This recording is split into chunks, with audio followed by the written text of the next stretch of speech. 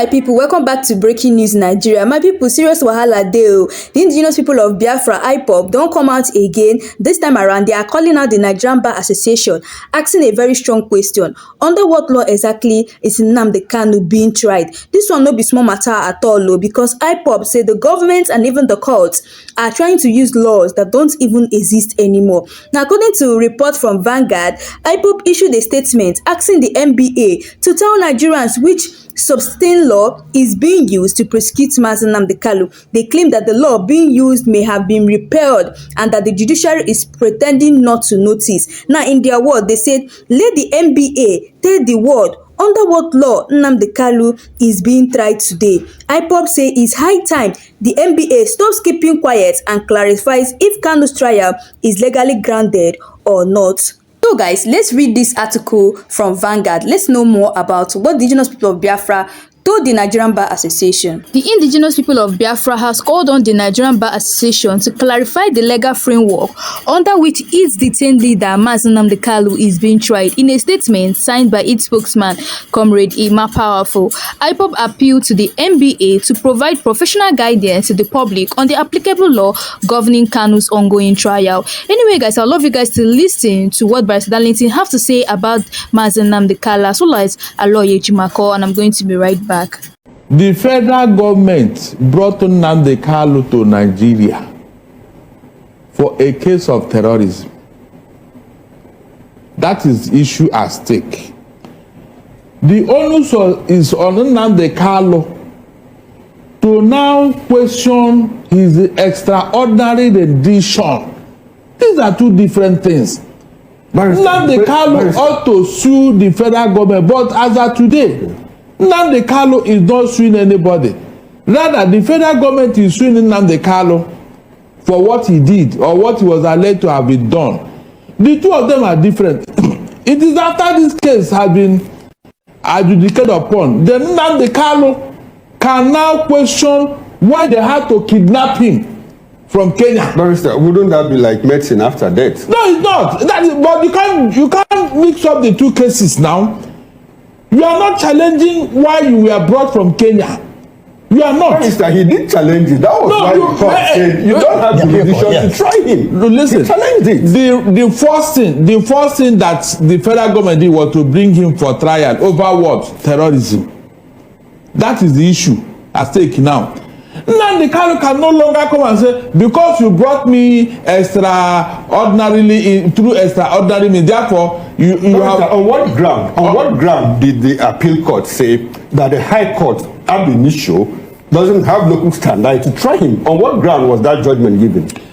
Look at it. The judges that carried that decision in the appeal court, where are they now? Do you know that? No, Barrister. They forget said, where are they. On what ground did the appeal court give that judgment? Did the court grant Nnamdi a prayer that he didn't ask for?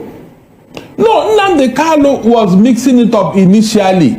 When they brought those charges, remember the charges that was quashed in the appeal court, 15 count charges, is those things that the DSS brought against him. And it was quashed. Even when they got to the Supreme Court now told Nnamdi Kanu, sue the federal government, enter a civil suit against the federal government for what they did to you.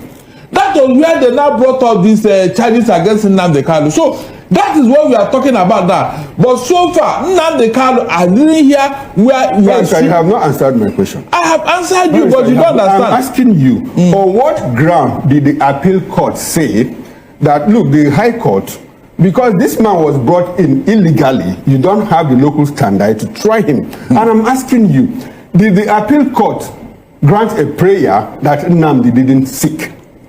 Or did he just walk into court and court said, look, High Court, you shouldn't have tried him because you brought him back illegally? The charges at the appeal court, was it not quashed? It was quashed. It was quashed. Is that not true? All the charges against Nnamdi Kanu was quashed at the appeal court. And yet the appeal court also said the High Court doesn't have right to try him. At that point, they ought to have left him. But the federal government brought the charges again. When the matter went to appeal, remember, he ought to have been let off the hook. But the federal government, in their own wisdom, brought another charge on Nnamdi Kanu. Okay. And that is where we are now.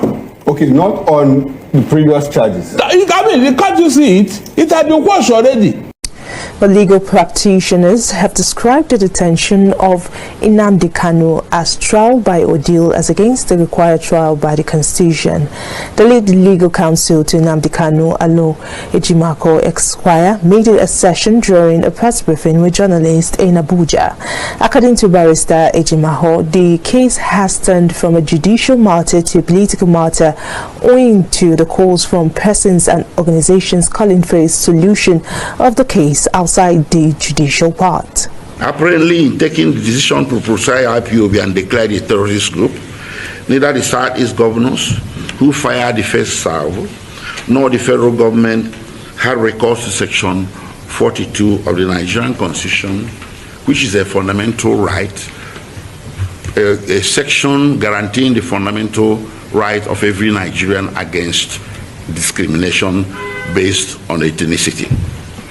I'm saying this because later in time this matter went to court, and the High Court of Enugu State, in a landmark ruling, pronounced the executive action or administrative action leading to that prescription as violative of Section 42 of the Constitution based on some ethnic considerations against the Igbo. In March 2018, the African Union, through its African Commission on Human and People's Rights, which administers human rights adjudications in the continent of Africa, held against the federal government that the proscription was wrong under the African Charter, which bound Nigeria. Nigeria ratified the African Charter in 1983, and from that date it is bound by it. So this African Commission on Human and People's Rights had clear jurisdictions to decide this case, and it decided against the federal government and wrote a strongly worded letter to the then President of Nigeria to retrace his steps and restore IPOB to its former legal status and cease and desist from further arresting or harassing or persecuting members of IPOB. Yet, from the date of issuance of that decision to when the former president left office, nothing was done. Rather, the opposite was done. Aloy Ejimako, while narrating the ordeals faced by Nnamdi Kanu, said in spite of Nigeria being a ranking member of African Union, the government had failed to implement provisions of the African Charter as well as other regional and international human rights laws and standards. The persecution, prosecution, arrest, torture, everything became even worse. It is pertinent to mention at this juncture, perhaps as a necessary digression, that had the former president of Nigeria implemented that directive issuing from the African Union, a lot of people who died numbering in the hundreds, some say in the thousands, and in fact, including Nnamdi Kanu's infamous extraordinary rendition from Kenya in 2021, wouldn't have happened. A lot of lives would have been saved, and the nation would have been more at peace. And we will not have the insecurity that we are grappling with today in the Southeast. And further to the decision of the African Commission on Human and People's Rights, the United Nations, through its special rapporteurs, transmitted a decision in 2020, May precisely 2020, no, in October 2020, condemning the proscription, IPOB, and the terrorist tag placed on it. The quotations of what they said are contained in our press release, and they are verbose. But the summary of what they are saying is that the action of the federal government was driven by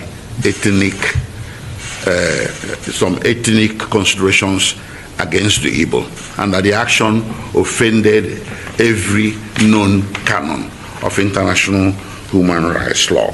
Consequently, this organ, which is a very important organ of the United Nations, directed the federal government to do the opposite by deproscribing IPOB. Here we are with the dramatis personae, this most single factor in this whole saga is Mazi Nnamdi Kanu, who remains in detention to this day under questionable circumstances. The 16th of January 2025 makes it 9 years since the arrest and detainment of Nnamdi Kanu, who was charged for treasonable felony and other crimes.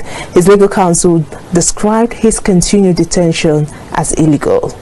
So guys, I'm sure you guys have listened to what Barrister Darlington as well as our lawyer Jimako said about Mazi Nnamdi Kanu. So that's all we have for today. Let me know your thought below. And also if you're coming across my channel for the first time, do hit the subscribe button, like and share this video. So guys, thanks for watching. See you guys again in my next video.